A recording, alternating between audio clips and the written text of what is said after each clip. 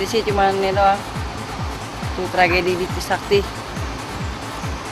Saat itu Soeharto pengen diturunin sama mahasiswa agar Soeharto turun biar nggak ada lagi yang korupsi gitu. Kalau saya ingat sih waktu itu terjadi bentrokan antara mahasiswa dengan aparat. Penjarahan kejadiannya begitu cepat sehingga saya nggak bisa ngangkutin barang dari kantor itu langsung aja. Ya terjadinya sih pertamanya mungkin ya mahasiswa pengen turun Soeharto. Tapi setelah turun Soeharto tetap aja kejadian kerusuhan.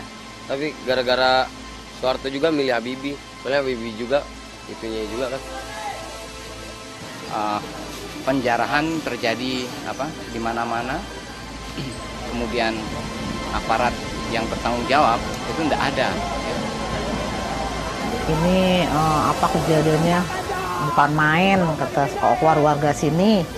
Ini tuh merebak kemana-mana. Masa satu hari itu serempak. Itu kan emang udah warga sini aja udah ngerti kalau bahwa itu sengajaan itu.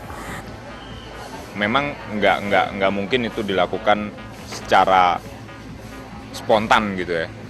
Bahkan orang-orang yang dulu pernah terlibat dan gue ketemu terlibat dalam penjaraan segala macam, mereka bilang kita ada yang ngajakin loh, kita ada yang provok, kita ada yang manas-manasin gitu loh. Ambil aja, bakar gitu. Saya ngelihat kejadian itu lucu kalau kata saya. Jadi saya punya hati curiga bahwa 14 Mei itu disengaja.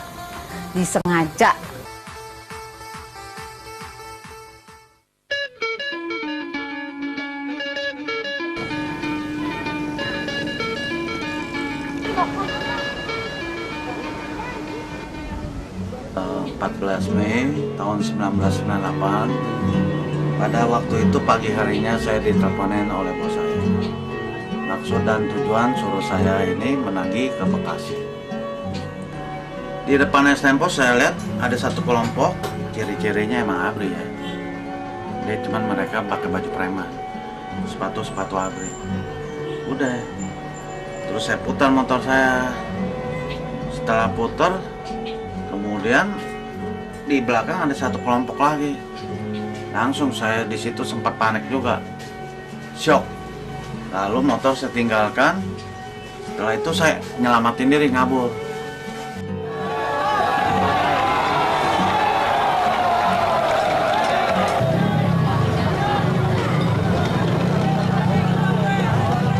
Di TV itu pas udah tanggal 18 sampai 19 itu Pak Wiranto itu Saprudin itu mengatakan aman, Jakarta ini aman, tidak ada apa-apa.